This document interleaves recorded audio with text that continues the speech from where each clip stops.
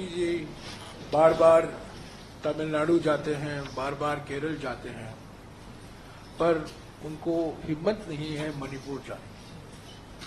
आज भी गृह मंत्री गए हैं मणिपुर, प्रधानमंत्री 1 साल हो गए, प्रधानमंत्री मणिपुर पर उन्होंने अपनी चुप्पी नहीं तोड़ी है।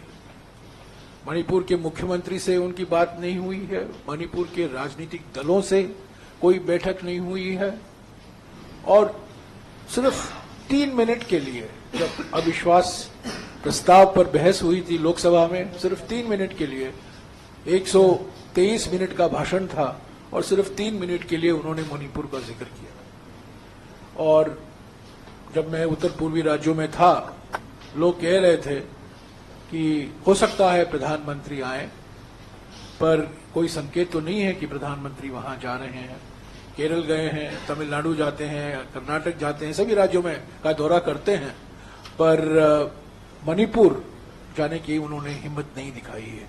असम में भी गए हैं, मिजोरम में नहीं गए हैं वो, क्योंकि मिजोरम में जाते तो सवाल उठता आप मिजोरम में गए हैं पर मणिपुर को क्यों नहीं आए।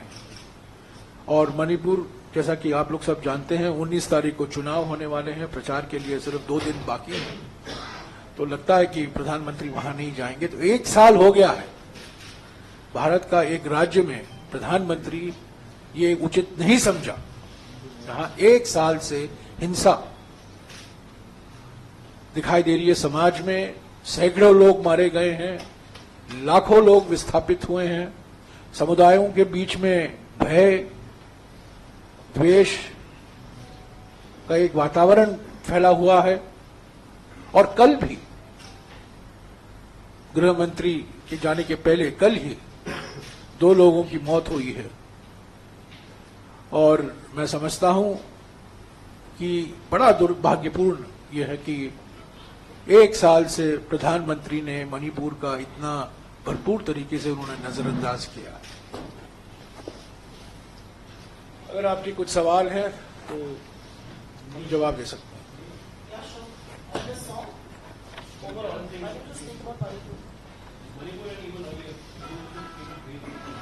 Well, I've just come back after a very extensive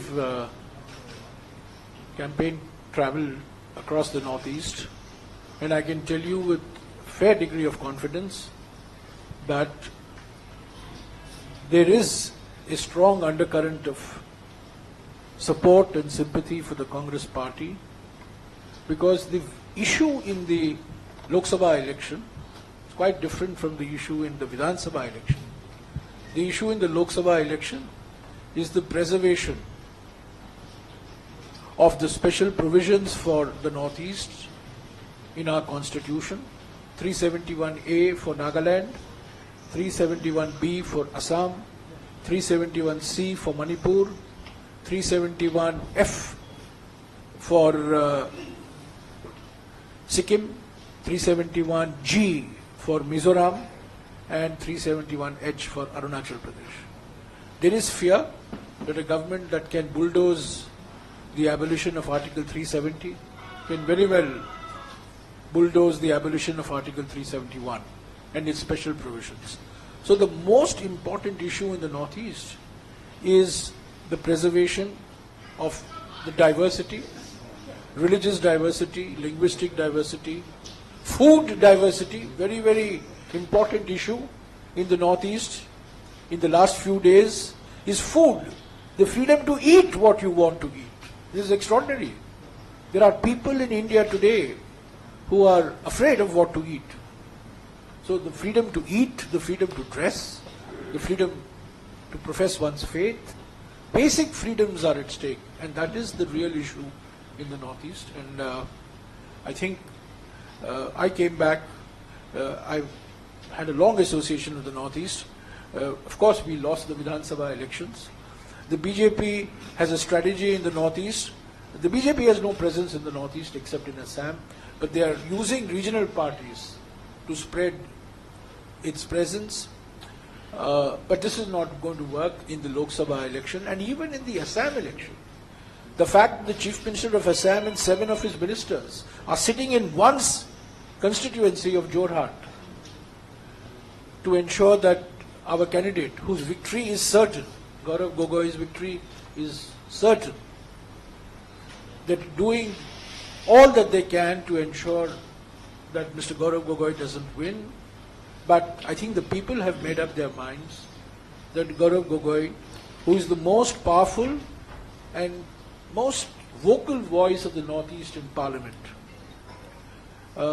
should be given the opportunity to represent Jorhat in Parliament this time.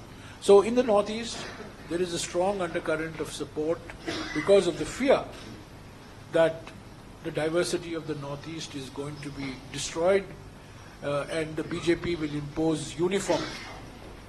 And our message in the Northeast is the BJP wants uniformity, the Congress wants to strengthen unity in diversity.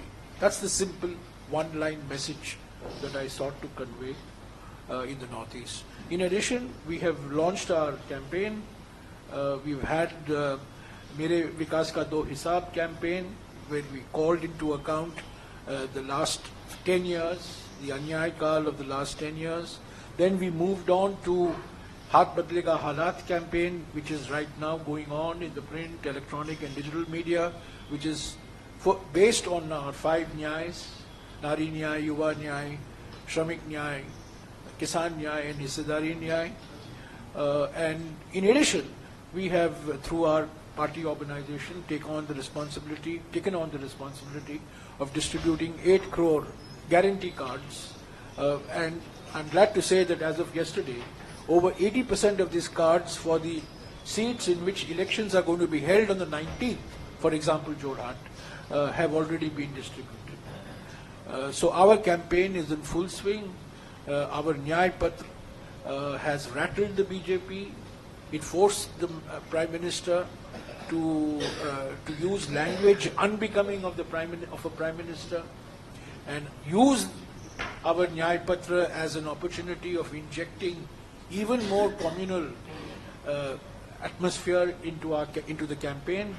The BJP's Modi Festo, 76 pages, 53 photographs, and 69 references to one individual, is silent on unemployment, silent on inflation, silent on issues of farmers, silent on issues of workers, makes no commitments whatsoever except to say from time to time. So, I mean, it has fallen flat.